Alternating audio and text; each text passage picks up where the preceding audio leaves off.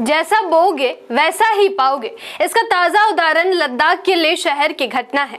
BJP के दफ्तर को युवाओं ने आग के हवाले कर दिया। बीजेपी दफ्तर जलता रहा और युवा खड़े होकर देखते रहे, मानो इस बात की उन्हें न खौफ थी और न ही पछतावा कि उन्होंने सत्ताधारी बीजेपी के चमचमाते दफ्तर को धुआं धुआं कर दिया।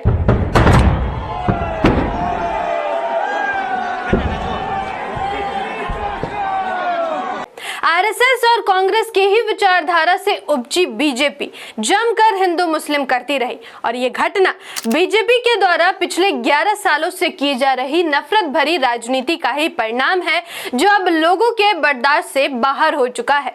अगर अब भी बीजेपी अपनी हरकतों से बाज नहीं आई तो भारत को नेपाल बनते देर नहीं लगेगी। मैं आकृति और आप देख रहे हैं MNT न्यूज नेटवर्क। लद्दाख के लेह शहर में बुधवार को जेनजी ने मोदी सरकार के खिलाफ मोर्चा खोल दिया।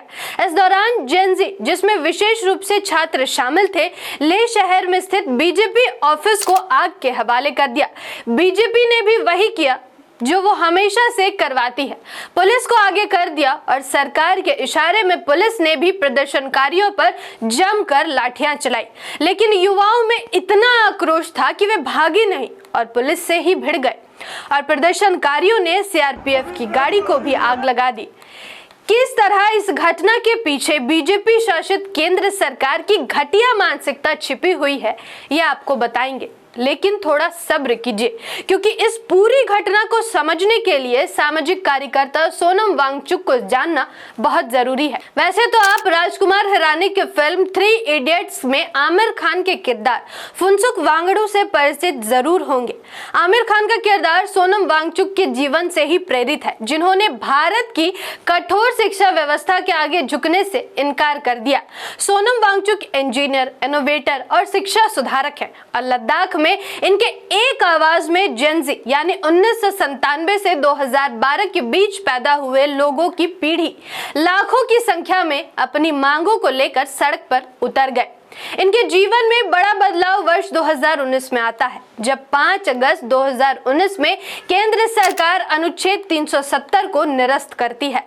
धारा 370 हटाने के साथ साथ केंद्र सरकार जम्मू कश्मीर को 2 हिस्सों में बांट देती है, जिससे जम्मू कश्मीर एक अलग केंद्र शासित प्रदेश बना और लद्दाख को भी अलग केंद्र शासित प्रदेश बनाया गया।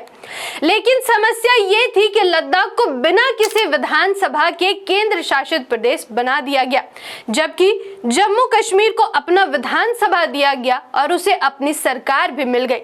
लेकिन लद्दाख को अभी भी केंद्र सरकार के अधिकारी चला रहे हैं। कई लद्दाखियों के लिए इसका मतलब था कि अब उनकी आवाज उठाने वाला कोई नहीं रहा।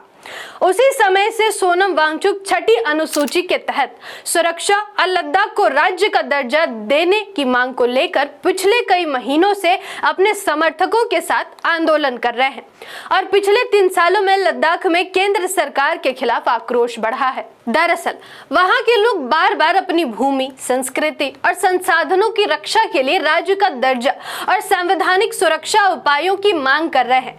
इन्हीं मांगों को लेकर ले एपेक्स बॉडी के नेतृत्व में बीते 10 सितंबर से सोनम वांगचुक समेत कई लोग लद्दाख के विभिन्न हिस्सों में भूख हड़ताल पे बैठे हैं। लेकिन अचानक ही लेह शहर में विरोध प्रदर्शन हिंसक हो गया और अब तक 4 लोगों की मौत समेत करीब 80 लोग घायल हुए हैं। हालांकि इस हिंसक घटना के बाद सोनम वांगचुक 15 दिनों से चल रहे अपने उपवास को तोड़ने का ऐलान करते हैं। साथ ही उन्होंने कहा कि हमारे आंदोलनकारी कुछ भी वैसा नहीं करना चाहते जिससे देश को शर्मसार होना पड़े, इसलिए हम शांतिपूर्ण तरीके से आंदोलन को जारी रखना चाहते हैं। साथ ही उन्होंने इस हिंसा को भयंकर बेरोजगारी का परिणाम बताया।